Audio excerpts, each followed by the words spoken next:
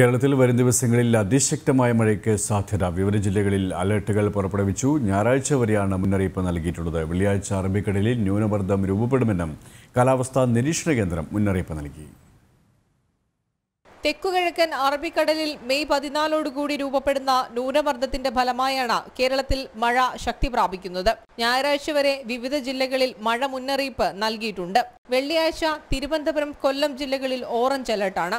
ശനിയാഴ്ച തിരുവനന്തപുരം, കൊല്ലം, പത്തനംതിട്ട, ആലപ്പുഴ ജില്ലകളിൽ orange alert പുറപ്പെടുവിച്ചിട്ടുണ്ട്.